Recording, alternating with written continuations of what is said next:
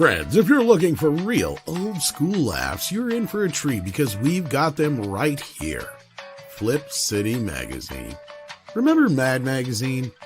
Then it went woke? Well, don't worry. Flip City has no chance of going woke. That's right.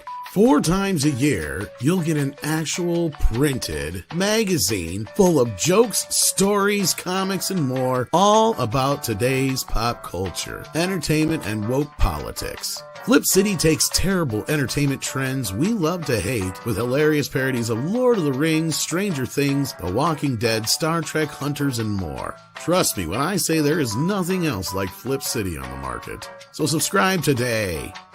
It will be delivered in print, or you can even get it digitally if you're one of those wacky Zoomers. Either way, follow our link and sign up today, and if you put in midnight, you get an extra 10% off. Check out Flip City Magazine today.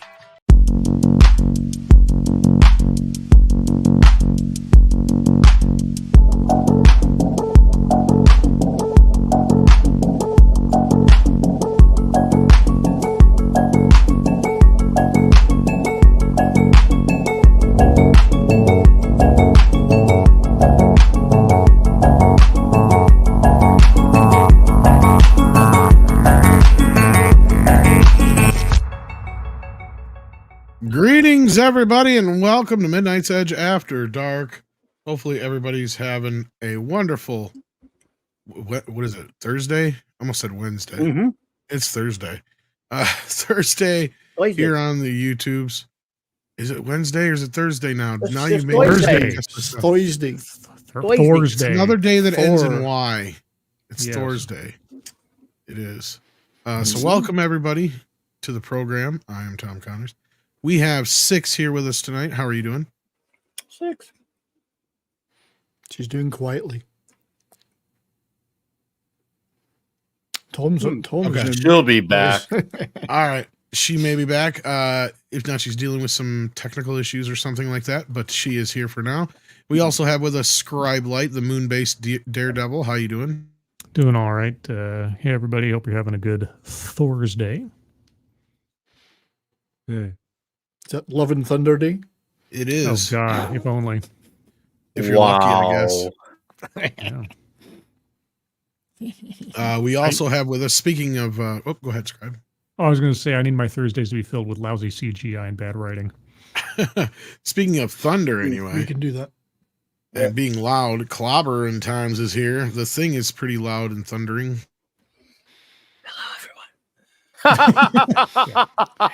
Touche, sir. Touche. Bobby's been watching ASMR.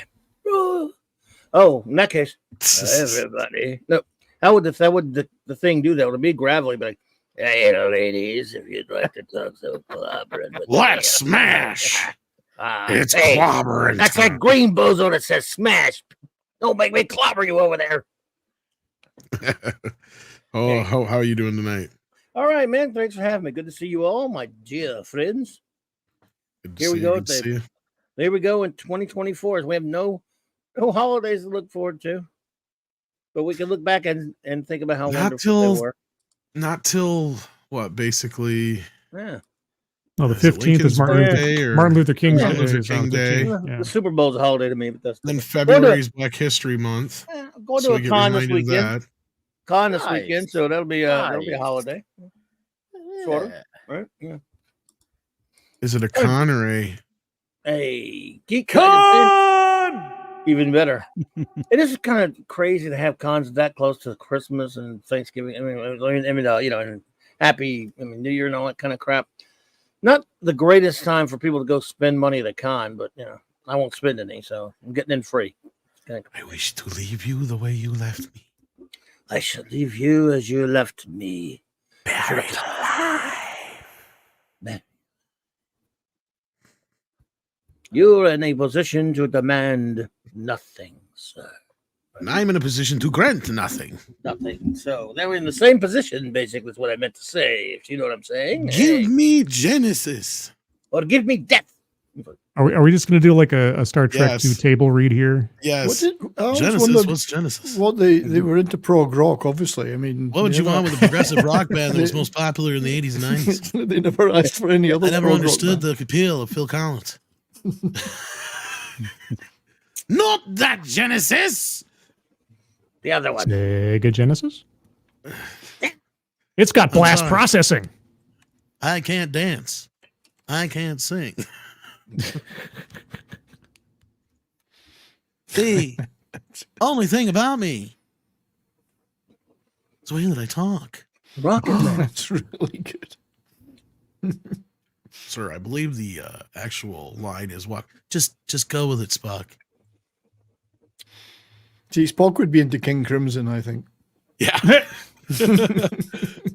Although I do follow Cerebral. Beethoven and other classical music, I find King Crimson to be quite charming. The stylistic noodlings of Robert Fripp. Spock is big with the hippies now. Stepping out to Eden. Yeah, brother. Sing about Bilbo and shit.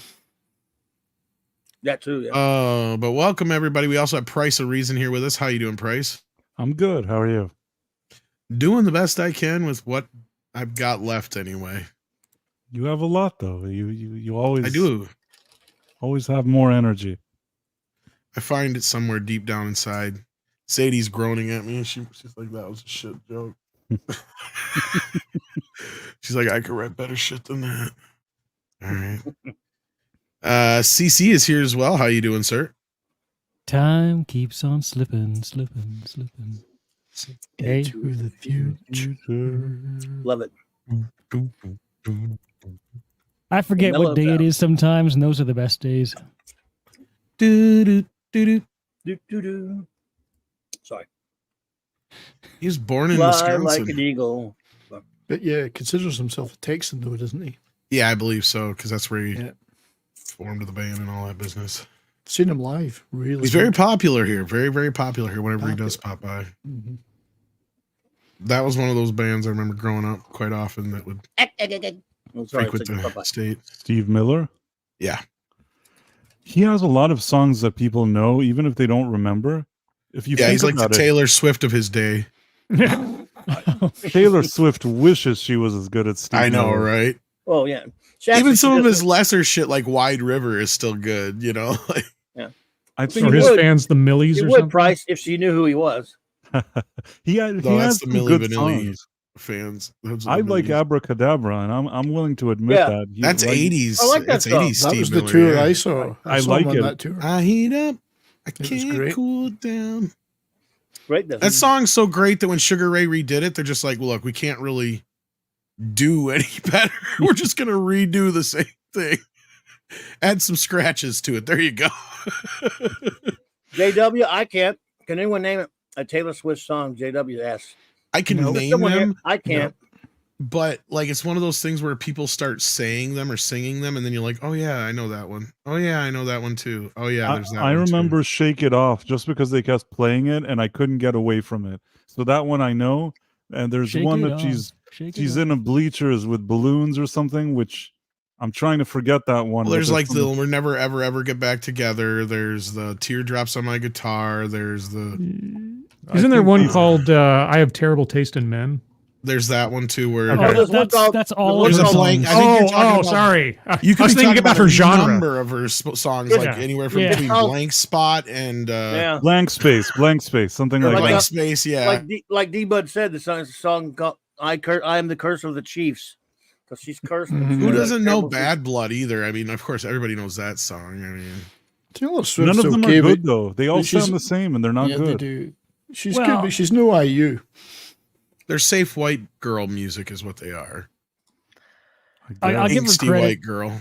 She's no one of her albums actually sounds exactly the same. Like she does change it up within her I Have Terrible Taste in Men genre. Don't forget the Romeo song. Everybody knows that one. I don't. don't know any of And my these, life no. is better for it. You do too, Nick. You just don't admit it. I don't know any of them. I'd admit it if I've heard it. Anyway. I work I in a can't give you blue time. wave echo chamber. Trust me. Speaking I've of I've Nick- heard like 5 songs from. Welcome to the Sure. program, Nick. Hi, Tom. Yeah. Hello, chat. Hello, Wrenchies. Wrenchies. And yeah, obviously, David Ayer is done with DC. I mean, he already was, but I guess this just really Aw. solidifies it. So I never really liked his movie, but I will say he seems like he at least had some unfortunates happening to him, unlike Zack Snyder. I actually do Getting have ahead of a ourselves here a little bit. slight sense of sympathy for Ayer, but we'll talk more about that when the time has come. Hello, everyone. That's right, because we still have to introduce having Brian. And that's the show. And that's the show. Yeah, that's kind of the problem with today's news. But anyway, go ahead, Brian. Well, good evening. Welcome to the program, I should say. Yeah. Oh, well, great to be here. Go ahead. Yeah. What are you supposed to do? Just like Feeling amazing. sing and dance? I could sing some. You know, Steve Miller is so awesome that Boss Skaggs, who's also awesome, was in his band and played on his first 2 albums. I can't believe you don't know all the words to the Scotsman song. Scotsman song. Which One one? under the tree with the ribbon. I remember that one. You don't know that song? Not sure I know Oh, which yeah. one. Oh my gosh. I Oh maybe do, gosh. but I just slipped my I think it's just called the Scotsman, isn't it? You've definitely heard it, though, Brian. Oh, undoubtedly. I'm struggling to think of it now. But yes. Well, a Scotsman clad in kill left a bar one evening fair. Oh, that one. Oh, yeah. Ring a ding ding. Sorry, it was still in Steve Miller Boss Skaggs mode. Nothing under his kilt. Yeah. That's between me and the road. What's under there? The girls who want to see if it's true. Oh, that's like an old, that. Yeah. And then he wakes up and he goes, I don't know where you've been, but I see you won first prize. That's right, the ribbon, the ribbon. That's it, yeah. Yeah. No, I know that. I know it as more of a joke than a song, but Yeah. It's a song, yeah. The Scotsman. I knew the original joke. Or was it joke? Well, you probably were part of the original joke. Oh, yeah. I don't He know was if I there don't know at if the I'd win. time. I don't know if I'd win first prize. Wow. Modesty. 6, are you back yet? She is not. Okay. All right. Well, we are going to get rolling here. We've got a couple of super chats to start off with. Holy crap. We got Gonzalo Bergali sending in 2 different. He must have either he has a VPN like Surfshark, or he's in 2 different countries at the same time. Gonzalo sends in $9.99 US and says the new Andres tragedy movie available in Netflix. Society of the Snow makes the one produced by our favorite Hollywood power couple, Alive, 1993, feel like a kids movie. Okay, so Andy's not Andres. I don't know why You I said said Andres tragedy. Yeah. That's a very Yeah, I different meant thing. Andy's. Yeah, Yeah, Freudian slip there. I knew what I meant. But yeah, so Alive, which was directed by our good friend, Frank Marshall. Oh, Yes. Alive is But, the one that they're on an island and they eat each other. No, it's on the mountaintop. It's a soccer the team. Oh, sorry, soccer, but soccer they- team that crashed. Real life True crash. story, right? Yeah. Yeah. Chilean. A new one on Chilean, yeah. Netflix is what he's saying. Yeah. Ugh. So there you I go. could do without that story. I'm happy. Whoever, if they survived, it's fine. I prefer not to think about that again. I could not watch the movie. do they eat each other in this one too? No, this one they're- is more woke, CC. This time they sing "Kumbaya" next to the fireplace. They eat Different themselves. kind of eating each other. They eat themselves in this one. Yeah, different Yeah. kind of eating. They eat A lot- something. Alive by Ryan Johnson. He subverts your expectations. They don't eat people. They eat snow.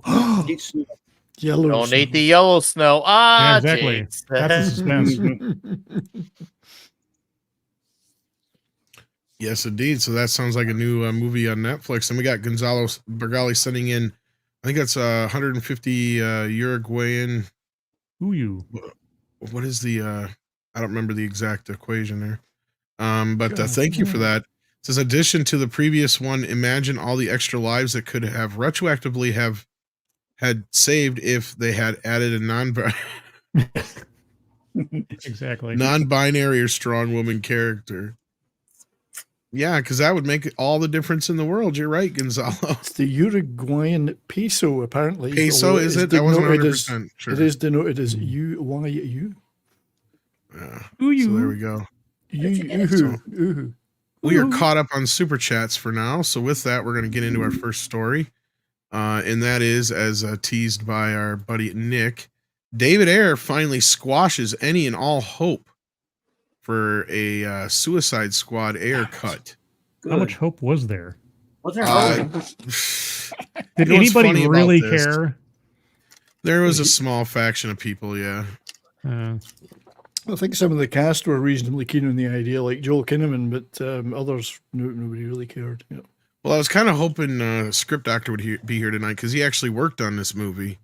And he has said in the past, at least I think I can quote him at least close enough by saying that, yeah, there wasn't really much that they shot that didn't get in the end film that he thinks would fix anything.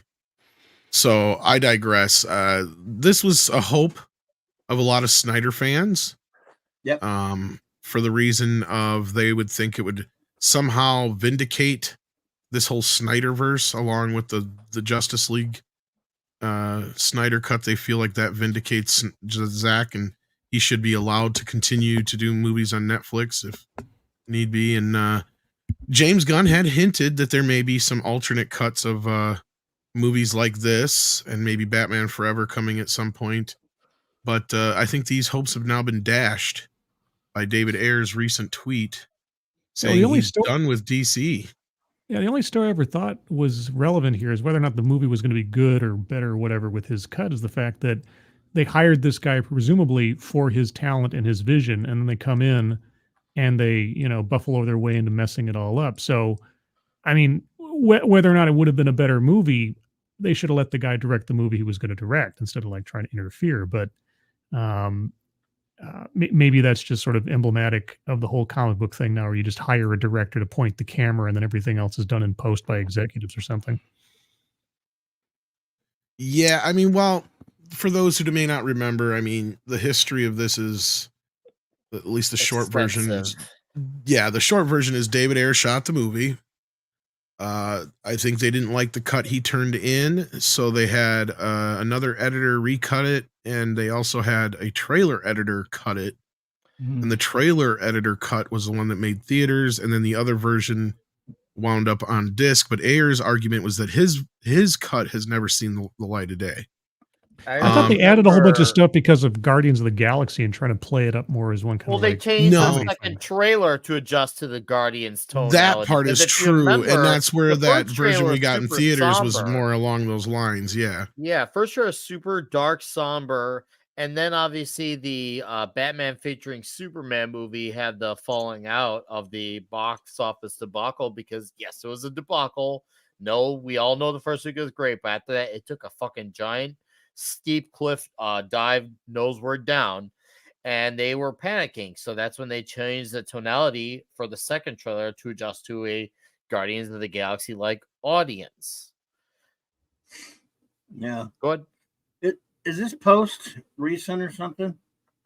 Yes. This was either today or yesterday when he posted this, but he's been kind of banting it about, and then he's also said he's done talking about it. What's he on about today? Like someone brought it up and he said, I'm done. This is a response to this. Yeah. The movie made money, though. I still can't believe it. I went to see it in the theater, and I thought it was awful, and then I looked, and it was making money, and I still don't know how. There wasn't much up against it at the time. It helps, that there wasn't much against it. I don't remember Margot. It also had Margot Robbie. Yeah. It had Margot Robbie and Will Smith, and Will Smith at the time hadn't been slapping people. Exactly. Not only that, I think they even heavily showed in the trailer the Batmobile shot, and so that implied to people that we're going to get Batman. Now they didn't realize it was only going to be for 10 seconds, right? And also for those who were kind of interested in seeing. Well, and then for those who are interested in seeing Leto's Joker, I mean, yes, you were led to believe he was in it a bit more in the trailer. And that's really, from what we're hearing, is a lot of what Ayer's cut was is just more added Leto, to the Joker stuff. Leto, yeah. And my understanding is that other cut that's on the Blu-ray is pretty much a recut of his version. So, and again, I wish Script Doctor was here to verify or whatever for this, but yeah. Leto wasn't a very good Joker, though. That's the thing. With what we saw in there, he was, to me, still to this very day, the absolute worst Joker I've ever seen. And I've heard people try to reason their way out of it. Oh, but he wasn't in there enough. I'm like, what few minutes he had were not were not a Atrocious. justification to justify why No. he wasn't good. You saw what he had to offer. You could have a great 5 minutes of a scene being, okay, that character ruled. You could nail a character in 5 minutes, or you could destroy a character in 5 minutes. And he absolutely went with the latter. Saying that he wasn't in there enough to make him better is not an argument. The thing that really hits me most about this is that, unlike the Snyder cut, which did require, 40, 50 million plus, because also add on there that Snyder shot some new scenes to add at the end in hopes that he would get a sequel. Like, they spent $90 million on fixing that thing. And that's probably another reason why they're just like hell to the no with this, because as far as I know, that wouldn't even take nearly as extensive work to finish the Ayer cut as it did for the Snyder cut. So the fact that they're like, nah, we're good. So that to me, question though, Tom. Quick question. Where this is at. Ayer is saying that he turned in a cut to start with. So why wouldn't more work have to be done if that cut exists? Because that would just be so that would be roughly a rough assembly cut, basically. Okay. Right. So what happens is like, in most cases, you'll have a director work with an editor.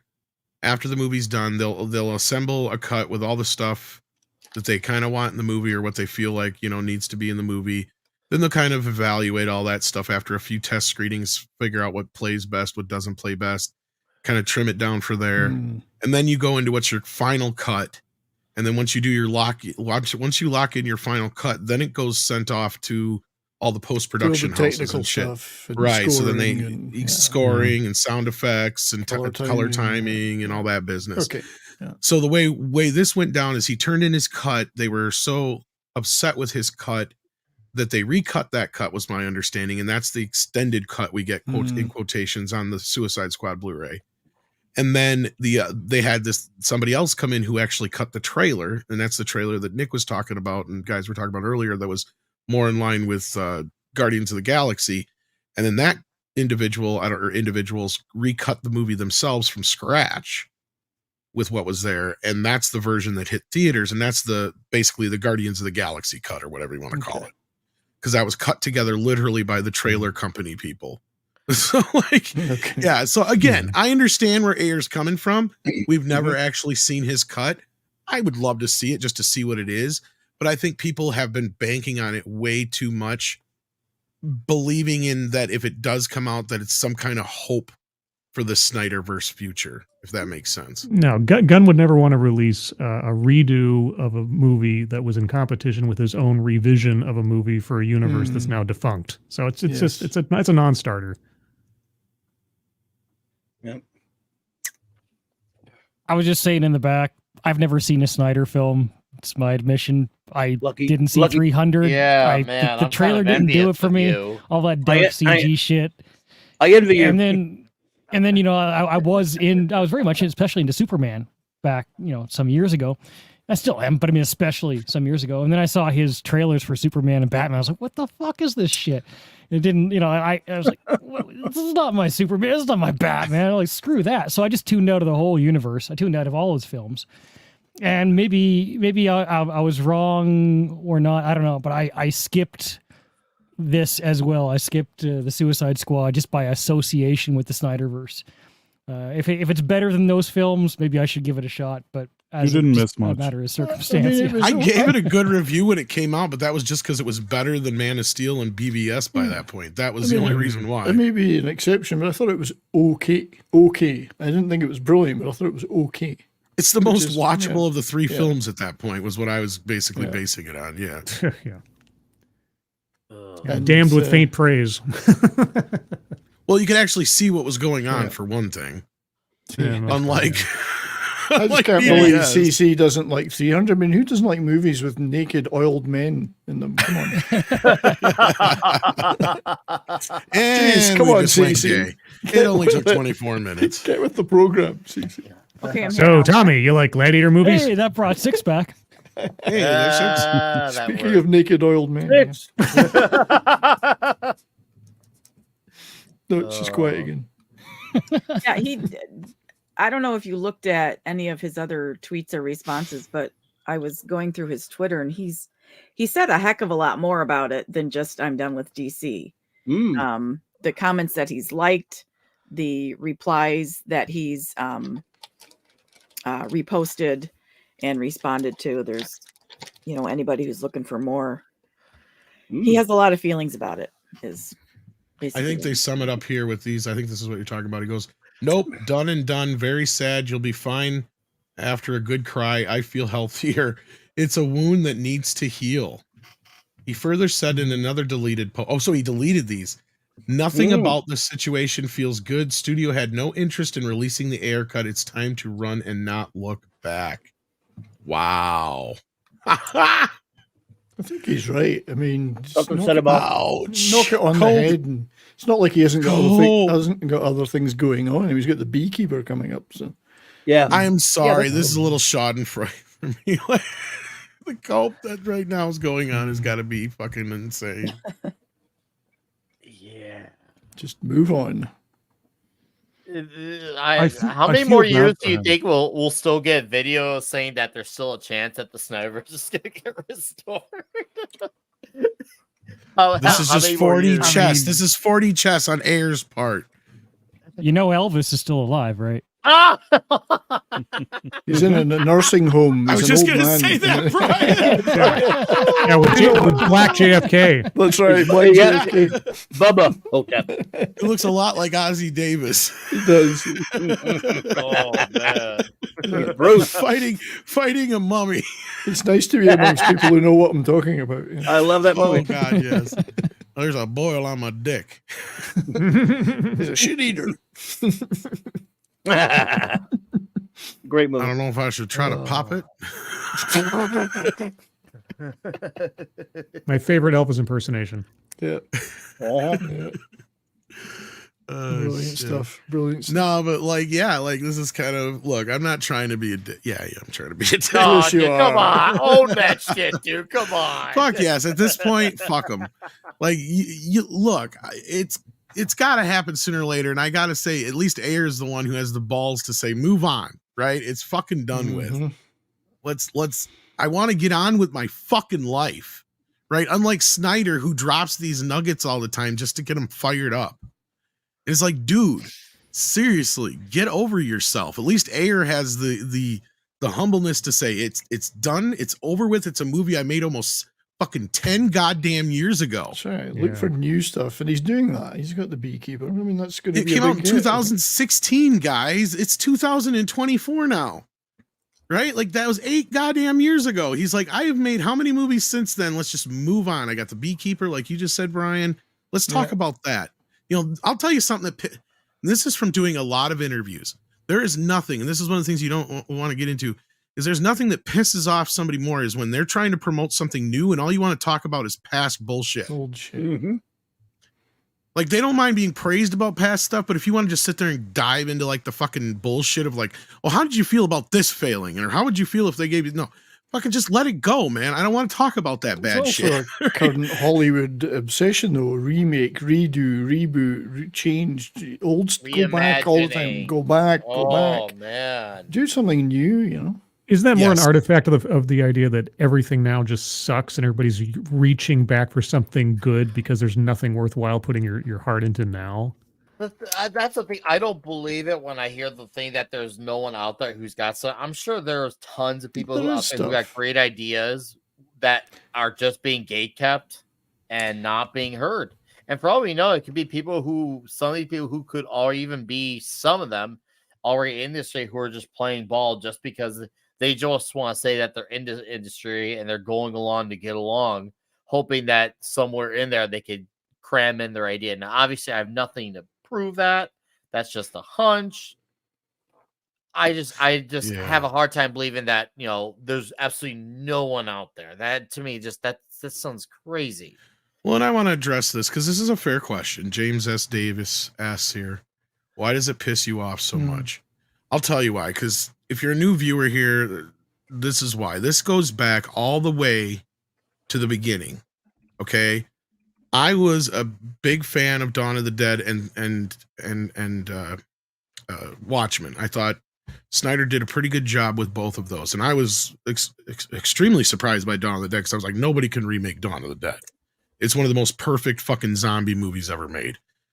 And I'll be damned if he didn't do a decent job. Now, is it better? No, but he did a decent job. Now, looking back in hindsight, you can see he had some help with the writing side of things, and Watchmen, the same kind of thing. He's taking one of the greatest comic book stories of all time and just adapting it to screen. And you could argue the same thing with 300, although I just wasn't as much of a fan of that. But at that point, when they announced this is the guy that's making Superman now, and then they showed me who was playing Superman, you guys got to understand, for over a year, the wallpaper on my screen was that first image that leaked of Henry, or was put out there, I think, legitly, of Henry Cavill, where he's got his hand against the back of the safe thing after he busted through the wall. Mm-hmm. Like, I was focused on, like, this is it. We're going to get a new Superman that we haven't gotten in years. Like, I liked Superman Returns okay, but like everybody else, to me, I felt like a non-starter. And you got Superman Returns. That's on my top 5 worst movies of all time. I know, right? Like, I mean, there was like, I liked the idea, but the execution just didn't follow through, right? Like, I liked where Snyder or Bryan Singer's idea was coming from, right? Like, just let's pick up, let's not have to go through all the, motions of telling everybody the backstory again. Everybody knows him. That part I didn't have a problem with. The parts I had a problem with was you got Superman acting like an emo stalker, and he doesn't punch anything but the fucking earth. Plus, he left the world. Those are my two big problems with the movies. Plus, he left the earth for 5 years. Ugh.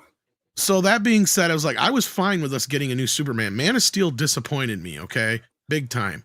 But then I'm like, all right, I'll give Snyder one more shot with BVS. Maybe he's trying to say something here. I had the hopium like a lot of people did at that point. I'm like, maybe there's more to this I'm not seeing yet, right?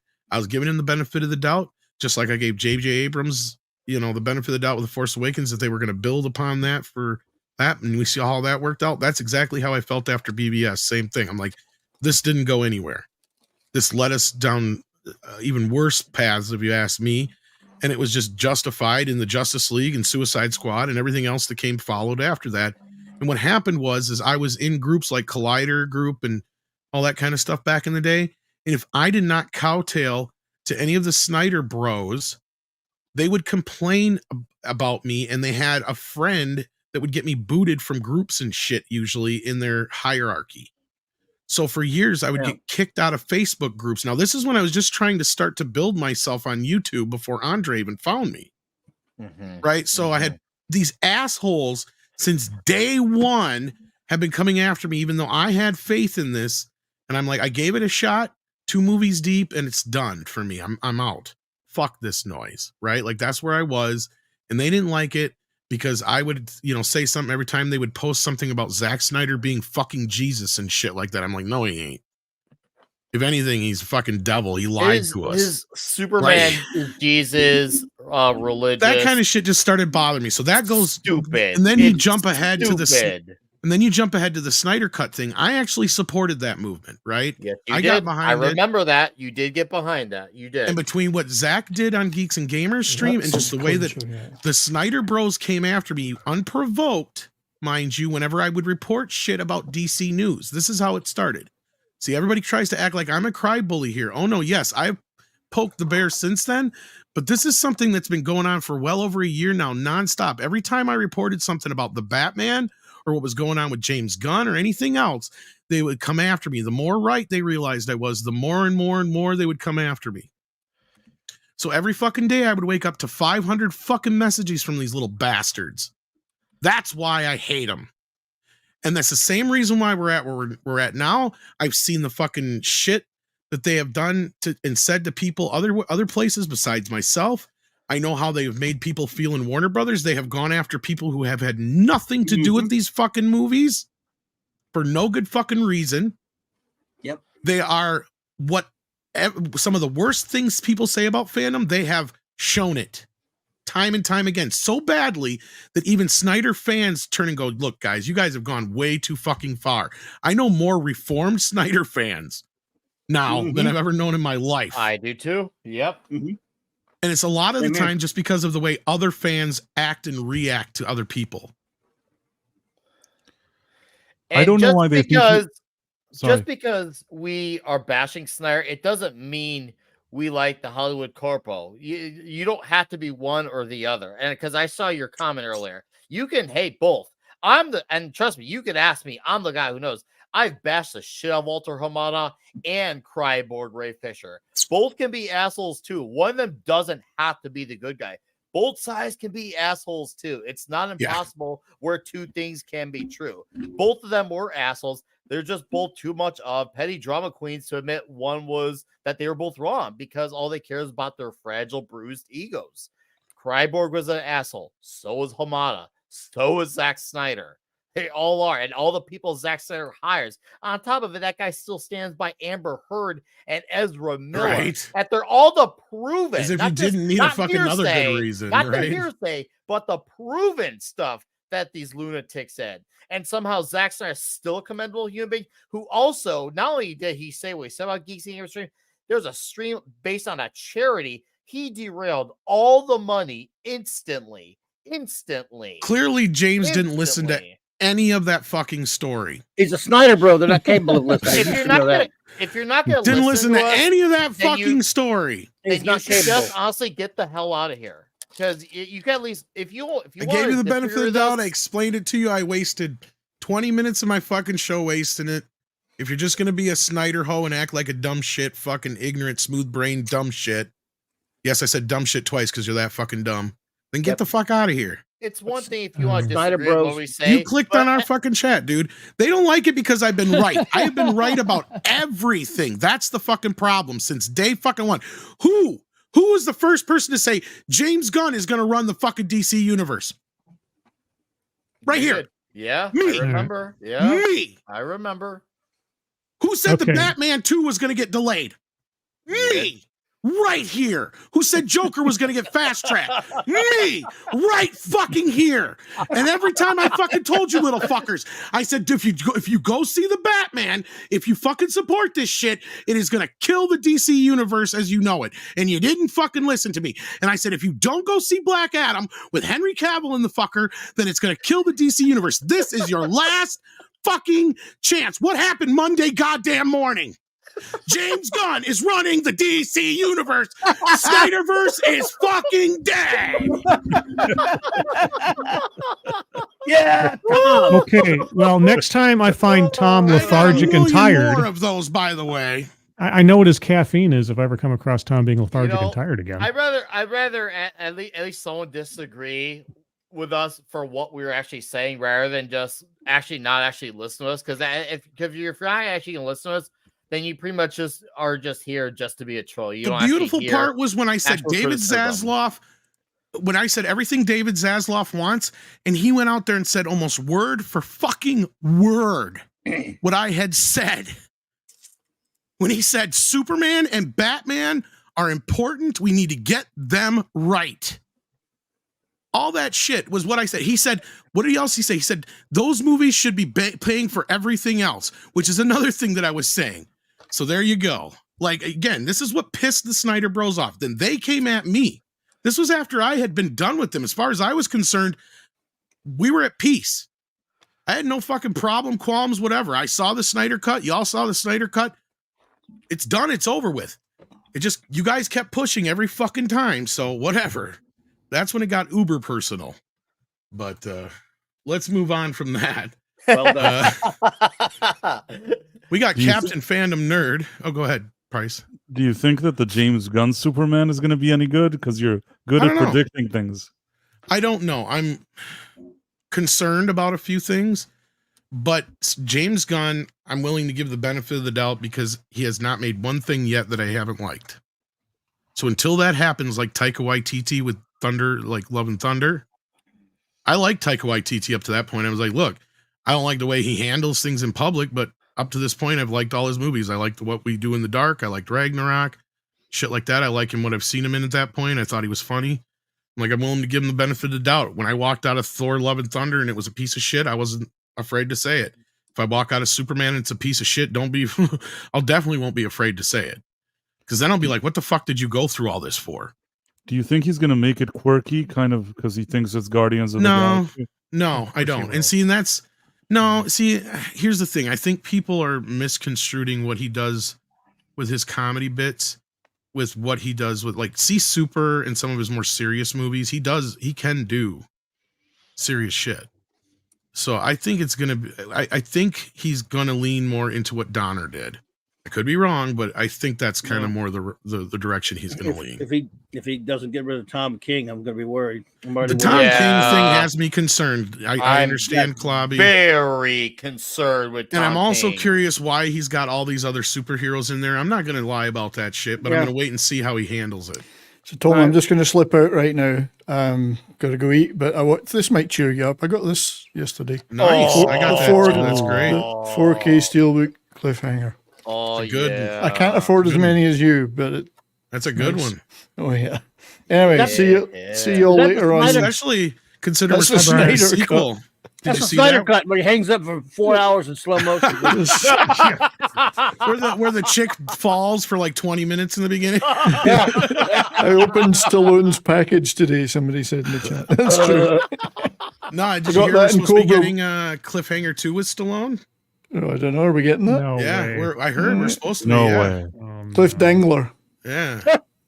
Well, maybe we'll jump into that story here. Right. I'll see you all on Thursday night throwdown in Comics Division later. I had to think of it. I might be there. Yes, See you guys. Take care, everybody. Cheers, chat. Bye.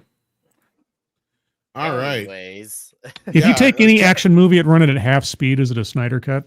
Yes. Okay. Half.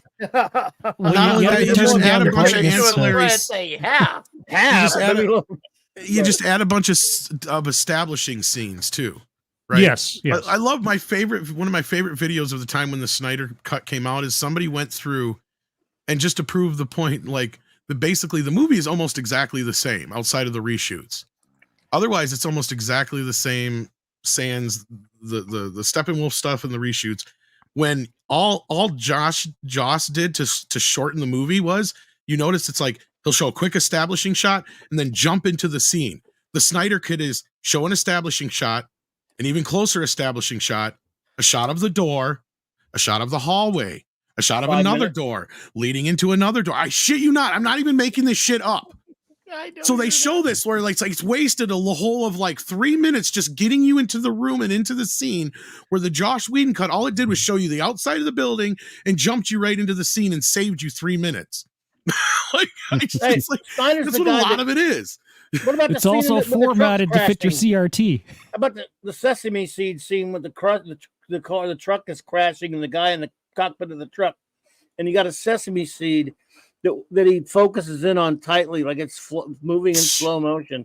And I was watching Mahler's take on that. Oh, Mahler said the Snyder cut is legendary. That's probably my favorite Mahler we got video the Snyder ever. cult in the house. Oh boy, they're pissy. Snyder cult is poor little babies. Anyway, Captain Fandom Nerd is a good buddy. Sucks, and Joss Whedon Justice League was better. Yeah, at least it's watchable anyway. Captain Phantom Nerd has become a maximum effort puppy, so that means he gets a video. We got 2 maximum effort puppies. We did that one last time, so let's do Journey this time. Ooh, yeah. Journey is driving the boat that I'm gonna get when they make the Ray movie. Yeah. And I wish I had a Journey to drive that boat. I'm going to be your Gilligan on that boat. That would be amazing. Oh, no. Skipper. Little buddy. We got Jim Henson in the house. How you doing, Jim? Wow. Back from the grave. Sends in $10. Says, I'm currently receiving Netflix, Paramount Plus, Apple TV, and was notified today that soon Hulu will also be free through my cell phone service. Is anyone actually paying up front for these services? Yeah, isn't this kind of funny how a lot of these are getting bundled into everything? So it makes you wonder how much they're actually seeing out of this. And I know this was a big thing with Disney Plus. If Culture was here, he'd know the actual terminology for this. But yeah, we're basically, if you had Verizon, you would get Disney Plus for free. Yeah. How are they making any money off that? They're making money off of the suckers who signed up before they gave it away for free, because when Disney Plus first came out, I signed up for that 3-year $159 deal or something like that. Ooh. And the same thing with Hulu. I just signed up for Hulu. I'm paying $2 a month. Just 2 or 3 months ago, I signed up for that. I can't remember what I had to watch on Hulu that I needed it, but I like the convenience of being able to just push play and not having to do like a free trial and then canceling or something like that. Right. Well, I used to like Hulu because of they would have the shows the day after they would be on TV. So yeah, but that's gotten a little less but I do have Hulu now.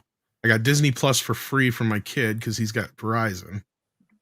I got Paramount Plus through my Amazon, but I don't have Netflix.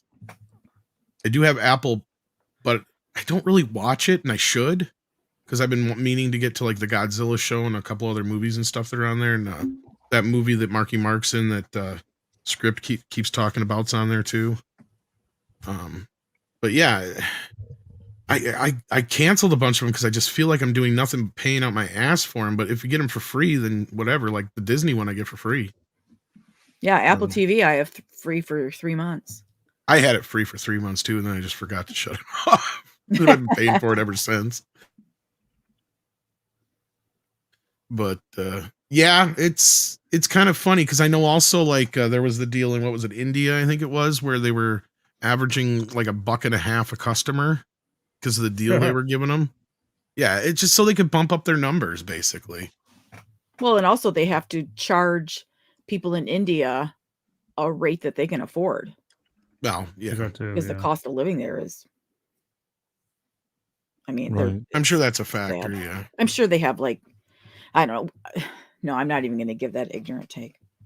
Well, regardless, that being said, yeah, they're doing nothing but padding the numbers a lot of times with those. It's not an ignorant take. Giveaways. The currency is different there. You have to charge what the local market is. Different markets, their currency isn't the same as the dollar, and it doesn't work the same way. So it would make sense that they perhaps would give them a different rate than they would in the United States. Yeah, and then T Deathloff sends in $10. That's a new name. Thank you for being here. Says, is George Lucas ever going to speak out in defense of his legacy? Can't imagine him watching his Lucasfilm empire go up in flames from this madness. Oh, I don't think he will. He kind of besides the white slavers thing that he talked about. I mean, he drops nuggets here and there, but I don't think he's ever going to have like this grand, like, yeah, you fucked it up kind of moment or anything like that. I think maybe not. He's old enough now that I think it speaks for itself. Because he didn't even speak out all that much about the prequel backlash. He did a little bit, but very little, kind of like he has with this. Like you said, he dropped like the nugget with the white slavers thing. Then there was that video they tried to scrub from the internet where he was talking to his one wife's class where, he's like, somebody asked him a Star Wars question. He's like, well, the stuff they're doing now isn't really what I considered Star Wars or what I would have done, and all that kind of stuff. And that's like the closest we've gotten to him. What do you mean he never spoke out about the prequel backlash? He never really said too much. He just said that he sold the company. Well, that's what I'm saying. He speaks more through actions. Like, I mean, okay. Like, otherwise, I think the only thing he ever said publicly, to my knowledge, was like, why would I keep making films when everyone? Something along those lines.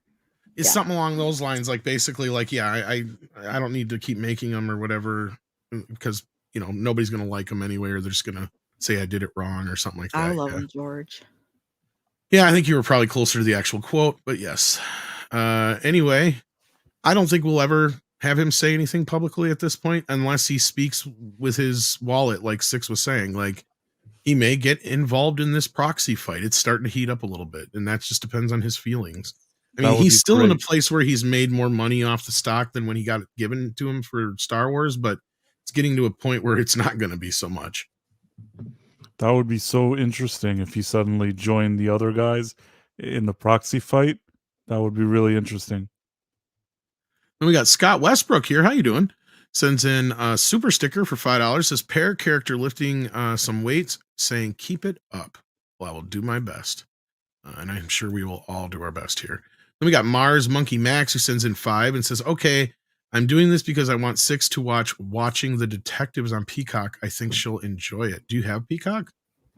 Of course I do. I I'm used to, but writing I it canceled down it. right now. Watching All the right. detectives. Nick. Is this one of those like crime I will- shows where women get away with shit? Jesus. No, I'm just kidding. I will let you know, Mars. I almost got away with it. Not for those darn kids. If it wasn't for those darn snooping kids. All right. So, yeah, this was not something I planned on covering, but since we brought it up and nobody else seems to know about it, yeah. There's evidently a Cliffhanger 2 coming with Stallone. So this means that gender race swapped or whatever version that was coming is now dead in the water, I guess. And Sly's like, I don't want nothing to do with that. Mhm. You know? Didn't that news come out a long time ago? Yeah, well, yeah, this came out a while back. So that's why I was wondering why nobody else heard about it. He The better cliffhanger not is- put or his this knee's movie gonna give on out. a damn cliffhanger. He better not. Don't you even, Stallone. I love you, but don't do that to me. Don't you dare do that to me. I love like how he'll do any movie, any sequel. It doesn't matter how old he is. He's going to be climbing that mountain.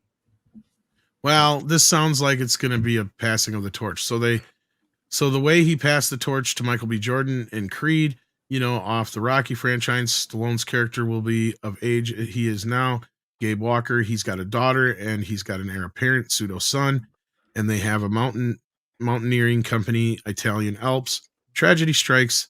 It's very similar to what happened in the original movie, so that father and daughter have to deal with that and how to overcome tragedy, how we get through the traumatic experience and fight to move forward. It's what extreme sports like climbing are all about. And of course, there might be some nefarious bad guys that show up in the Italian Alps and all hell breaks loose. So chances are his pseudo son gets kidnapped. The daughter is probably in love with the pseudo son. Yada, yada, yada. I have a question Sly- for you, Tom. Oh, yeah. Go ahead. Oh, because you usually know this stuff. The original Cliffhanger, is it true that they first of all filmed John Lithgow with an American accent, but then they thought that didn't sound villainous enough, so they made him re-record it in ADR that he's doing a British accent? Not sure on that. That just seems like something he would have done just out of character choice to begin with. I don't know. I once heard a story that like he did it American and he had to redub it as if he's British. Maybe I'm wrong. I don't know. I figured if there's one man in the world that would know it, it's you. I have not watched all the special features to be able to answer that question. But I highly doubt John would be coming back considering the end of his character. Yeah, his character kind of died. Kind That of. would be tough. Kind of. You know. Spoiler alert. Yeah, if you haven't seen the 30-year-old movie yet. Oh, they should hire John Lithgow's son. They bring in his son. Have a revenge story. you That'd go. be You cool. look like him? There you go. Brittany A Harlan. little bit. Yeah, a little bit.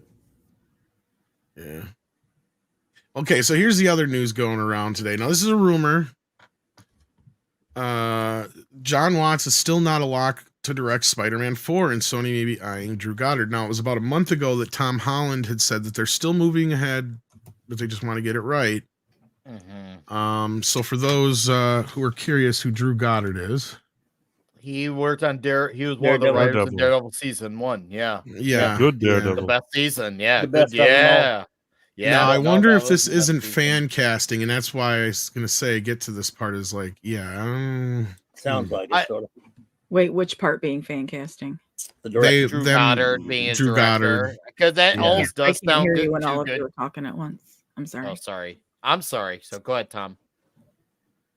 No, I think this is being put out there because this is a fan hope that they want Drew Goddard. Because If- I'm seeing that Daniel RPK is the one saying that, and he's pretty reliable. Could be, but it seems like it's against type for them is all. Yeah, considering Marvel nowadays makes it like a shameful thing if someone's an actual fan Yeah, And they actually I- worked on the previous Daredevil and stuff like that. So, Yeah, that's a sensitive does. topic. That seems to be a thing that's a red flag for Marvel. Someone who actually likes Marvel characters. So that's my one issue with that, because Drew Goddard does know how to write. He does, and I'll gladly give him that. But once again, this is one of those things where, even let's just pretend that this was straight up 100% legitimate. I mean, how much of it is he going to actually have a say? Because he's one of the creators Well- actually would trust to do well, even if it is Sony's call. that is only partially true. See, that's and the thing. That's what's scary. The way It's this even works is, partially yes, like certain people like Avi Arad and Amy Pascal have to sign off. But as far as things go, from my understanding, basically the Marvel side of things decides all this stuff, makes the movie, and then just delivers it to Sony. And Script Doctors even said this too, that's pretty much how it works. It's a Marvel production. So they produce the Spider-Man films over at Marvel just like they would any of their other films. It's just when it comes to the distribution side of things, that's what's different, is that Sony gets the lion's share of the distribution, Disney gets the smaller portion, and so on and so forth. And I think they split the toy sales now and all that kind of business. I don't remember all the logistics of the deal, but they changed the deal since the first few appearances, and he's got like a few more appearances left in the MCU. But yeah, was it the last rumor back about a month after No Way Home came out? Was that what they were hoping for at the time? Now, obviously, a lot could have changed since then. They were hoping to originally do another trilogy of movies with Tom Holland and then one guest appearance movie. Wasn't that what they're hoping for out of him? I think he had like a 3-picture deal, like 2 more Spider-Man movies and one more, or like the Avengers deal. Yeah, I thought it was one ensemble movie and then 3 more movies. But you could be right. It could have been 2 movies and an ensemble. Well, they might be counting the Avengers as one movie. That might be why we're hearing. That might be why we're also hearing the rumor now that Secret Wars is going to be split into 2 Avenger movies, where we've all been saying all along that we're just not going to get a Kang Dynasty. It's just both Avenger movies they're just going to jump into Secret Wars. So which Spider-Man plays a major role in. So I think they're going to recast Kang. I actually think they're going to recast Kang. I hope you're right. If they do, it might just be to kill him too. I've been here. So yeah, it will be. Which technically he already has been several times. Dude, they're killing Kang more than South Park's killing Kenny. Seriously. At this point, you're not wrong. He's not a threat whatsoever to this universe, and he's supposed to be the big bad, which is even worse. Like, this guy lost in Loki season 1, Loki season 2, Quantumania, and he's supposed to be the big bad to have a movie called The Kang Dynasty, which was a fine story. I read it. I wouldn't say I was over the moon about it, but it was a fine story. It's all right. Well, and pretty good. And I see what Flash is saying here, and I sent you the link if you want to hop in. Sony is, but with the deal the way it was, Tom Rothman, the way they made the deal, that's why Amy Pascal got pissed about the whole thing to begin with, because they failed, and Rothman's like, no, you let them handle it. And like I said, her and Avi Arad do get to sign off on things, and they control like all the Venomverse stuff. But when it comes to the failure of a universe, but when it comes to the MCU side of things, that is mostly handled, as far as I know, completely by Kevin Feige's crew, and they just are able to sign off on it. I was going to say, I always thought it was that Sony just gets the money for the work Marvel puts in for the movie. That's what I'm saying. Pretty much, like, all the decisions are made over at Marvel, and all the work is done at Marvel. Like, now, as far as I know, like, Amy has to sign off on certain things, like she signed off on Tom Holland. Yeah, there's certain characters they can and can't use, or certain names they can and can't use. I think that was part of the original deal, because I remember when the documents came out, 4 or 5 years ago, saying why they hadn't fully mentioned Uncle Ben yet, stuff like that, and why they went by Michelle instead of Mary Jane. That was like Amy Pascal, because she had this little idea that she was going to pull Spider-Man out, and that's why I believe No Way Home kind of ended the way it did. And that's what a lot of people were saying, because that was in between the deals. But at that point, when I think Rothman figured out what Amy was up to, he put a stop to it. Again, I don't know if you'd have to go back and check out our video at the time. Andre, of course, reported on this more than I did. Yeah, I remember. I got a question. Is Goddard that great of a director. I know his work on Daredevil producing and He's writing only was directed a excellent, couple but- of things. Yeah, it's right. And that's the other thing, has some of his writing gives me a pause because he's clearly worked with Joss Whedon and J.J. Abrams a lot in the past. Yeah, he did Cabin in the Woods, which was, I mean, I liked the movie, but I don't know that I. Movie. Yeah, it was a fun Yeah, movie. director wise, that's his only real movie. Yeah. Yeah, And Bad so Times I'm at thinking the El Rey, which I thought was okay. Yeah, so him coming onto a project like this, I mean, just even if it's just a rumor, it's like, okay, if he was writing it and producing it, I mean, that'd be fine by me. But as far as like headlining director, like who's writing it? Because I mean, if he's not writing it, then I'm not quite sure that even that means a whole heck of a lot.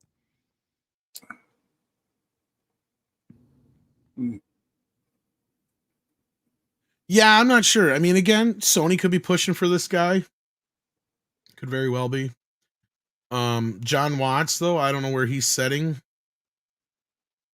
I think he had kind of alluded to that he was kind of done with the universe at this point. But I guess we'll have to wait and see what happens here. But as for now, this is just a rumor. But Watts I know he did jump over to Fantastic Four. Is he still doing that? Oh, geez, with Pedro Pascal. That's what I'm saying. There's been so many fucking changes. John with shit. Watts? Are you asking about if John Watts is still attached? No, he's no longer attached. He's no longer attached, which, you know, even then, it doesn't matter. Yeah, Matt Shakeman is now attached. Even if John Watts is still attached, it's not that I don't trust Watts. It's the fact that, like Sam Raimi before him, it doesn't matter anymore because these guys are hired guns who just, as you say, just point the camera. They're not there to actually be a creative. They're basically almost, it sounds like a director in name only. And that's a problem. Like, I get it. Like, you do got to maintain a continuity. You want to have consistency with going on with your universe. I get that. It's kind of like the equivalent of having an editor and want to make sure everything's lined up. That's totally fair why you want to have that type of oversight. But if the director can't have any say in any way, that's a bit of a problem. That has no incentive for them to be an actual director unless they're just taking the paycheck, which even nowadays, that doesn't seem like they're getting that much money because the Chloe Zhao's of the world work for fucking cheap.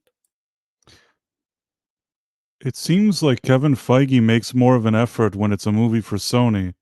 Because after all those crappy movies before and after, No Way Home was pretty decent. And it was surprising because everything else he does is bad, but it's almost like here he knows he has to deliver something that's not crap. How easily could Sony pull the license? Because if they're hanging that over Kevin Feige's head, that he has to kind of like keep his hands off it, not turn it into some woke garbage. He can't do woke. I think he can't do it. He has to deliver. Or else. But Amy Pascal is woke as fuck. Oh, and I still stand by. Yeah, and I still stand by. The only reason I think Spider-Man: No Way Home turned out the way it did is because it was a reaction. People got to remember this. Spider-Man: No Way Home was meant to go in a completely different direction. That's why they wrap up the hanging fruit from, the second film in the first few minutes of the movie, because the original plot was supposed to be dealing with most of that. When they heard that Michael Keaton was coming back to be in the Flash, that's when everything changed over there, and they're like, well, we got to try and get Andrew Garfield and Tobey Maguire back. And the rumors started flying, remember? And before we knew it, this movie was fast-tracked, basically. This was one of the fastest productions ever for Marvel, if you follow the timeline from when it came into inception and actually came out. And when it hit, I think the only reason it wasn't woke to fuck or anything like that, or Marvel-fied or Disney-fied, was because they just didn't have time to pay attention to it. I think they were just scrambling to get the son of a bitch out. Right. I kind of agree with you, Tom. I think they're so focused on getting the movie made and saying, okay, let's just get this going. And obviously, it seems like they actually had a few decent writers, and they're actually trying to make some good, that they weren't thinking about the message as much. Also, it was one of the last ideas spilled over from the end of the third phase 3 wave. So it technically takes place in that timeline too. So it was basically a leftover film in a sense from phase 3. So it basically, you got the one diamond in the rough, even though, because think about it, it takes place right after Far From Home. So it was just a leftover piece of what once was. And it was meant to also wrap up his character, because we saw the way that movie ended. It was almost like a soft reboot. So Spider-Man was going back to doing stuff on the ground. He actually became Spider-Man proper, not the character who is latching onto Iron Man. He is becoming his own character. They're hoping for him to go off into his own universe to have his own supporting cast free of what Marvel is doing. But now Marvel's probably begging at their knees, hoping that they can still get their hands on it so they can probably insert the message on these characters so they can have a way to use Black Cat or actual MJ or Silver Sable, so they can make those characters the characters that they want to prop up, and probably even give them a hero character so they can say, hey, look, we got Spider-Man 2. We made him second fiddle as well, because no character to them is off limits.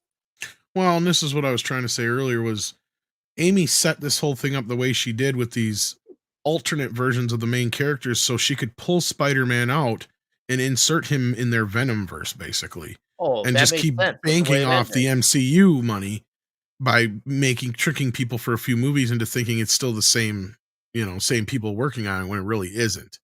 But from my knowledge, Tom Rothman put the kibosh on that, and that's what had happened, and that's why they got the extra 2 movies and extra appearance in a ensemble movie or whatever it was, or extra 2 appearances.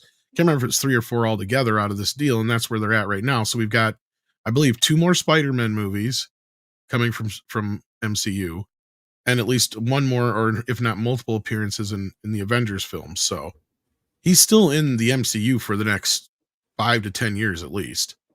So, but is that for sure a locked deal, or is that still as being far as I know, discussed? that's where it's at right now, because they made the deal, because No Way Home was the end of the initial deal, from my knowledge. Yeah, that's what I thought And it was then- too. That was the end of it. For some reason, I want to say it was 5 appearances, but I could be wrong. But yeah, because Rothman pressured them into making, it could have even been that, I don't remember, but Rothman pressured them into keep working with Marvel, because this is the first time Spider-Man ever hit $1 billion. Was with Marvel. So, and all it did was go the other way.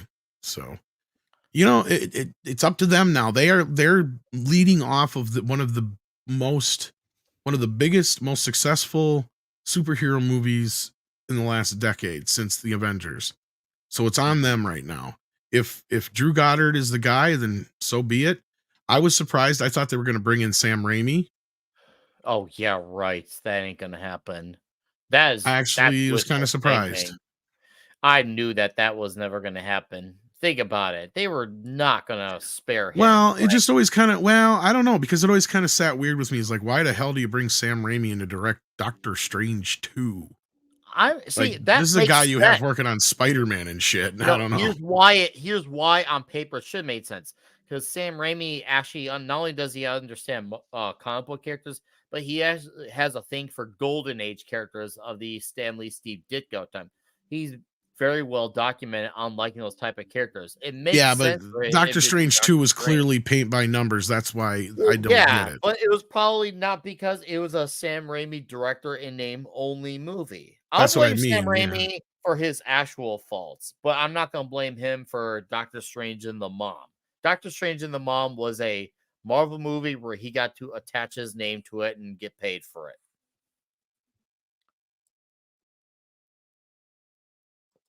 Oh, Yellow Flash said that Raimi says open. Now, is he open to Tom Holland's Spider-Man 4 or Tobey Maguire's Spider-Man 4? I think that's a question we gotta find out from Yellow Flash, because whichever one, I mean, that would be a better idea. But once again, doesn't matter if Toby. Okay, so I'll watch a Toby Spider-Man 4.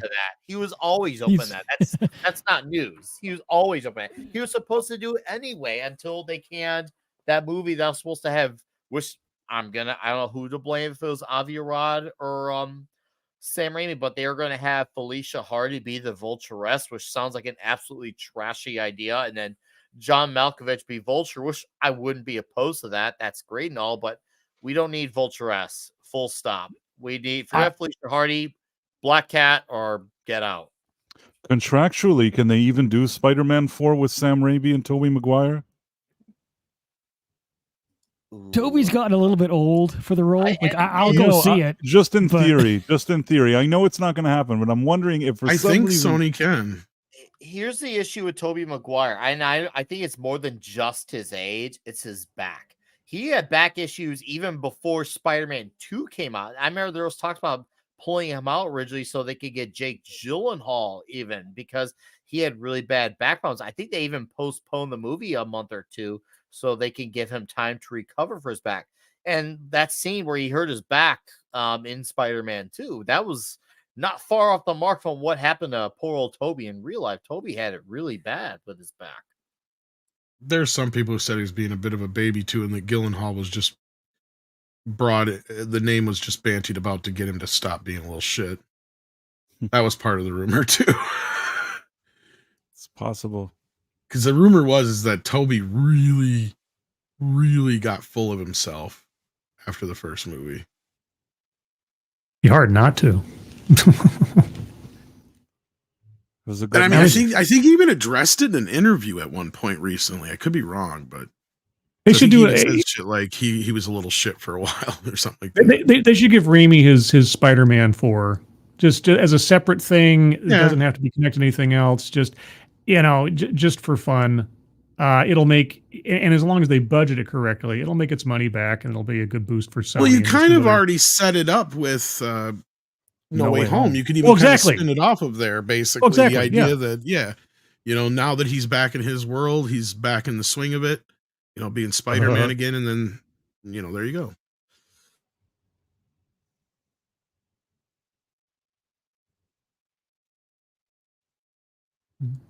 I would watch that movie. Thank you for clearing up your comment, Ron. Henriquez, I apologize if I got that last name wrong. He says, Tobey Maguire hurt his back on Seabiscuit. That's how he almost lost his job for Spider-Man. See, I knew he almost lost a job. I didn't know the specific reason to why he hurt his back. It was because of that movie at the time. I remember when Seabiscuit came, because I think that was about a year before Spider-Man 2 came out. So thank you for the clarification. You got a new member, Tom. Oh, where'd Tom go? Did maybe Tom desert us? Yeah, maybe Tom's fighting. No, I've just been muted without realizing it. Pop Culture Curator sends in $5 and says the Godzilla show is woke feminist garbage focused on strong women, weak men, and very little monsters. The one on Monarch. Yeah, I thought feminism was the monster.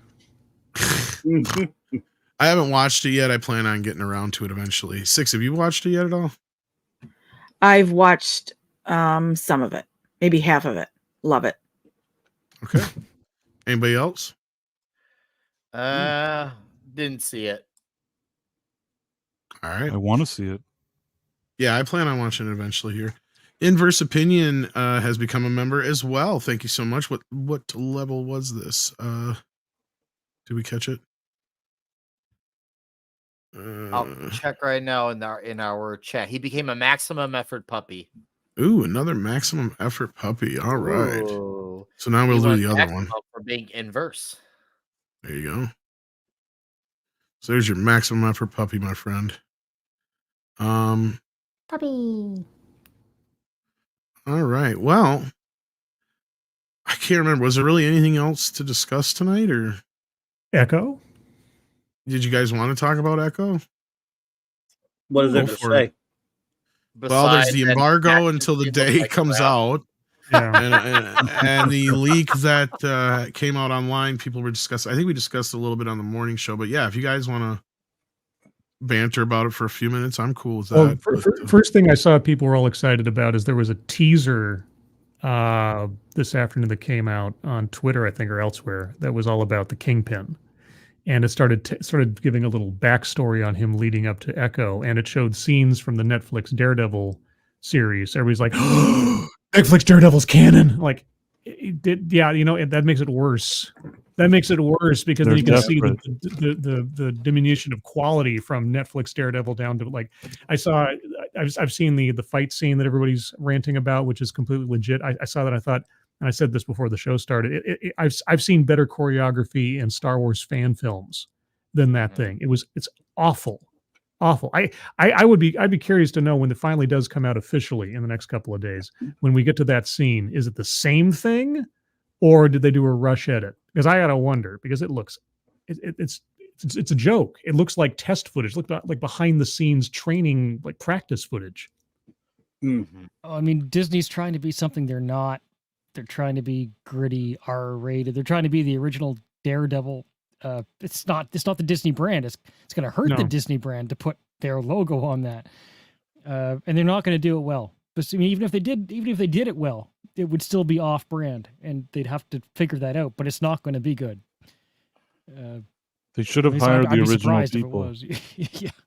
Yeah, well, yeah, they should have hired the original people. They should, if they're going to have, Daredevil, Punisher, whatever else, they should, I mean, for lack of a better idea, they should make like Hulu the Touchstone Pictures for the Marvel brand and just put all the R-rated stuff over on Hulu or something. So if they want to keep Disney Plus clean and family friendly, then, just shovel off all the stuff that they can put a little blood on over on Hulu. They don't need to do any of that. They already have the Daredevil thing on Disney Plus. So why not just add a gritty Daredevil if they're willing to show the Netflix version?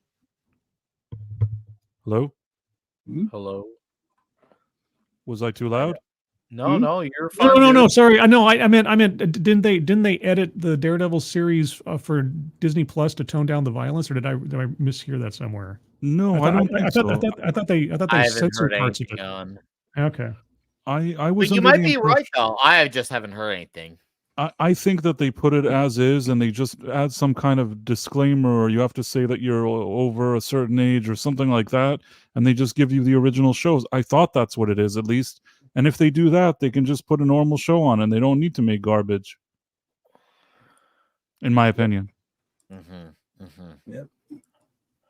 Well, Echo looks like trash. It'll be forgotten about in a month. No one will be talking about it in a month. And if somehow there's any form of conversation brought up about it, it'll be the people who pretend to like it. Well, because it's a new thing, and the people who will be ready to dunk on it will have most likely a justified reason to dunk on it. And then it'll be, as our friend Gary from Nerd Rock likes to say, a fart in the wind. It'll be never to be seen, heard from, or spoken of ever again. Much like the Snyder Cut. All right. And with that, I think we're going to wrap this up. All right. All righty. So I want to thank everybody on the panel. I want to thank all the mods. Did you get this one? He did gift one before. I don't know if he gifted another one, but we'll say thank you, Jesus Davila, again for gifting a member chat. I don't know if it's the same one as before or a new one, but appreciated it. Thank you. Let's go around the horn and sell your wares. What do you got going on, Nick? Comic Shop Talk tomorrow night. It's gonna be the dudes hanging out, chatting. It'll be great. More videos as per usual, and Toxic Tuesday next week. First Blood Part 2. Gonna be awesome. Thanks for being here, chat. Even the contrarians, you have a special place in my heart, genuinely speaking. And I hope to see some of you in an hour and a half on Comics Division's Thursday Night Throwdown. And if you're someone who already watches Clubby's Clubhouse, stick with your planet and go watch Clubby's Clubhouse. Thanks for having me, Tom, and good to hang out with you, the dudes, and the lady. Anytime. All right, Clubby, what you got going on? Well, thank you, Nick, for that. The aforementioned Clubhouse is at 9 Central. We're back in business, starting the year off. Back with our Blake 7 reviews and other comics reviews and things with Raquel and Mark. And then tomorrow night before I go to Nick's, I'll be at my good buddy J-Man's channel. We're going to start our review. We're going to be reviewing all of the Frank Miller Daredevil run. And that's going to be great. And then, of course, I'll go hang with Nick and the Comic Shop boys on Friday night. And then Saturday night, Star Trek will be, oddly enough, Saturday night, 9 p.m. Central Standard Time. Back to our Voyager reviews with Raquel who's returning. And then finally, Sunday night, a good buddy, Mark D with the C's channel for Sunday Night Geekery at 10 Eastern. So a lot of fun there. So thanks for having me, buddy, and great seeing you all. And thanks for helping everybody start 2024 in a fun way. Appreciate it. Excellent. Price, what you got going on? Tonight at 10 p.m. Eastern, we're doing our Quantum Leap Revisited show with the weekly show. And I'm also working on some kind of Doctor Who investigative report, but that may still take me some time till I upload it. All right. CC? Tomorrow night at 8 p.m. Pacific time is Loki's Late Show on Loki's Mornings of Mischief. And then at 10 p.m. Pacific, after that, we're all going to go over and sing Friday Night Karaoke on my channel, where you can usually find Mr. Tom Connors and Price of Reason. True. And even 6 makes an appearance from time to time. Yes. Yep. Not Always anymore. invited. Not after that 5-second lag I discovered. I didn't think it was that bad. I didn't hear it on my end, but Because I went back, because you had said something, and I think CC responded and said, yeah, you got to check the stream. And so I went back, and because nobody likes to listen to themselves talk or sing. Generally what I hear people say. But I went back and listened, and I was like, holy fuck. How did nobody in chat say anything? That there was like a 5-second lag between me and the music. It was terrible. Well, we thought can't you hear it in sang well. studio, and the chat is Yeah, we can't Well, hear it in they're- the studio. yeah. The chat is always kind about that, which I appreciate. But you have to like ask. truth. It sounded good to listen, me. I'm lying. I like kind. so yeah, anything you got? We should plug 6. Midnight's Edge in the morning tomorrow in, let's see, 12, 13, 14 and a half hours. No, 15 and a half hours. I'm going to take a Benadryl and Yeah. go to bed because this evening sucks. I'm sorry. Not the to show. hear The show that. was awesome, but I'm just having a day. I hear you. All right. Well, with that scribe, I think you're the only one left. I guess so. In about half an hour, I've got my weekly show called TED Excellence with TEDx Bingo, taking a look at another potentially goofy off-brand TED Talk presentation. Awesome. All right. Thank you so much, guys. Thank you to the mods again, and 6, of course, for all your help as well. Take care of yourselves and each other, and we'll see you very soon.